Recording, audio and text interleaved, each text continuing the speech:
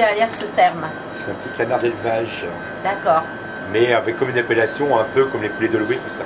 d'accord. Donc c'est les petits canards qui sont enlevés, hein, mais pas en bétaillère, ils sont à l'air libre. Ils courent dans la nature. Dans la nature, après les voitures, après les filles, donc ils prennent forme.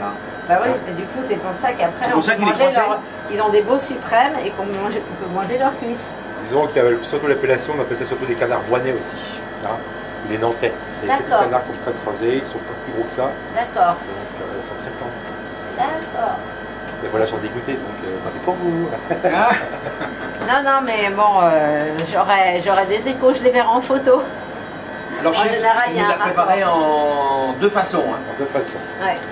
Parce que c'est vrai que la cuisse par rapport au canard, comme le poulet, la cuisse est toujours un peu plus saignante qu'on peut faire.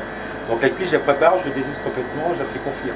D'accord. Je la cuis pendant 12 heures, à 71 degrés, la nuit, comme ça tu peux aller dormir, et puis le canard est cuit. D'accord, ok. Et après le suprême, donc je le fais rôtir directement sur la peau. Je cuis latéralement sur la peau. C'est comme l'épaisseur du canard est épais comme ça, c'est une cuisson très rapide. On remarque vraiment la peau et après on laisse reposer le reste. Avec les carcasses, on fait un petit chou, tout simplement, tout bête. Oui, enfin tout bête, avec quand même la pâte du chef. Non, c'est tout bête. Non, c'est la pâte du canard. Hein. La pâte du canard, la carcasse du canard. Et donc avec des confits, je fais un petit parmentier, avec des pommes vite. Donc on fait un petit parmentier. D'accord. Et là, ça sera accompagné avec des girolles. On a plein dedans. Sauté. Sauté. Simple. Tout simplement, sans herbe, sans rien dedans. D'accord. Pour le vin. Pour le vin et puis pour pas garder le goût des girolles. Le goût des girolles, exactement. Voilà. Ok. Bon ben voilà. Écoute, profite pendant que le chef est présent. Il y a peut-être une recette que tu souhaites savoir. Ah. Profite, hein, on va le garder. On va garder 2 minutes. Je vais prendre mon impresario. Les Saint-Jacques, chef, les premières Saint-Jacques. Alors les Saint-Jacques. Les premières Saint-Jacques. Rôti avec sa poêlée de champignons. Voilà, ça sent une poêlée de cèpe. Oui. On va être précis et trompette. D'accord. Saint-Jacques, c'est de l'air qui vient de Bretagne. Oui. Ah oui, ils sont Bretagne. Le chef, il est breton, il ne va pas prendre d'autres Saint-Jacques quand même. Hein. Ah mais les Saint-Jacques d'Erquy, elles sont très très connues. Il n'y a pas de corail. C'est pas coraillé, donc c'est l'avantage. Quand vous prenez les Saint-Jacques, vous payez seulement la Saint-Jacques. D'accord. La corail, qu'est-ce que vous faites généralement? En général, tout le monde, presque tout le monde jette le corail. Donc les harkis, l'avantage qu'il y a, c'est des petites noix, mais des petites coquilles avec des grosses noix dedans. D'accord. Mais alors rôti, vous les mettez au four? Voilà, je vais mettre sur une plaque avec du beurre, du sel, et au four. Je dépoile fin. Combien de temps Très rapide.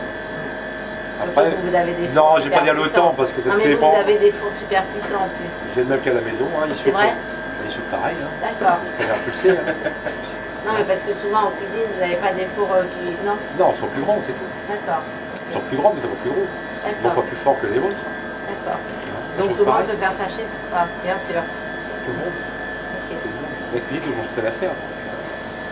Pas tout le monde, hein, quand même. Non, mais moi, quand... Les choses simples sont les meilleures. C'est les plus difficiles à faire. C'est tout à fait pour ça, c'est ce que j'essaye de faire passer comme message, que c'est pas la peine d'aller chercher midi à 14h, les produits, travailler simplement. Le goût, le goût, le goût. Cuisson, assaisonnement. C'est le B.A.-ba de la cuisine.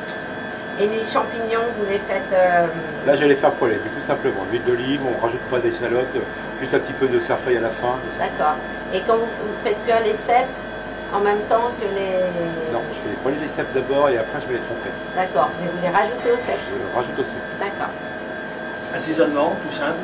Sel poivre. Voilà, sel Et un peu de cerfeuil à la fin. Et légèrement de cerfeuil. Légèrement de cerfeuil.